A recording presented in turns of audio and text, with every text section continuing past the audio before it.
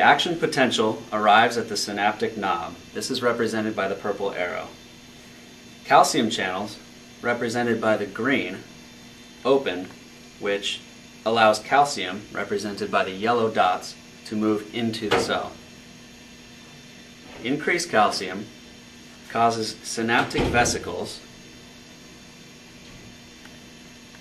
filled with acetylcholine, represented by the orange dots, to move down and fuse with the membrane. Acetylcholine is released into the from the synaptic knob by exocytosis into the synaptic cleft. Acetylcholine is picked up by the receptors on the motor end plate, which is the blue jagged line here. Meanwhile, acetylcholine esterase, represented by the dark blue, is an enzyme that is breaking down the acetylcholine so that another action potential does not happen until more acetylcholine is released.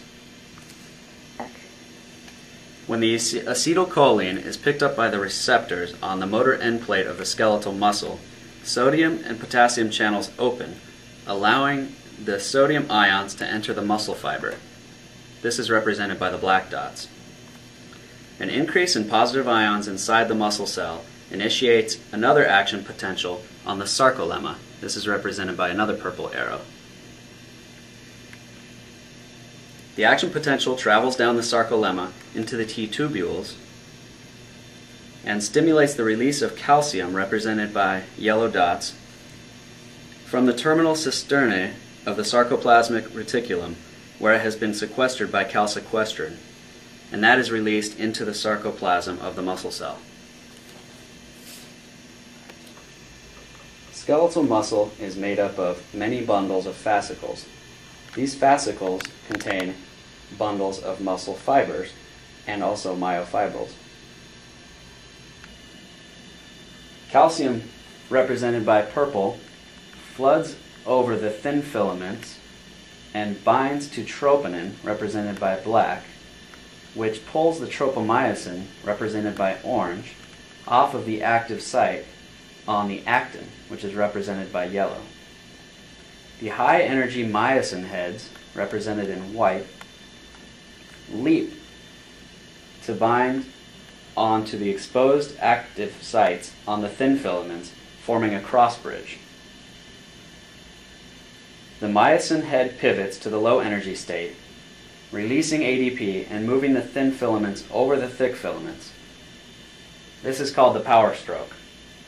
ATP, represented by red, binds to the myosin head, causing the head to break free from the active site on the actin. The myosin head becomes energized as ATP is converted to ADP. Calcium is pumped back into the sarcoplasmic reticulum and attached to the calsequestrin, allowing tropomyosin to once again cover the active site, resulting in relaxation of the muscle. The sarcomere is the basic functioning unit of skeletal muscle. The A band extends the entire length of the thick filament. The I band is a lighter, less dense area that contains the rest of the thin filaments, but no thick ones.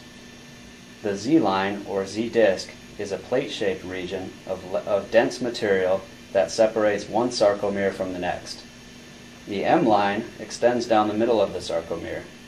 The H band, or H zone, is a narrow area on each side of the M line.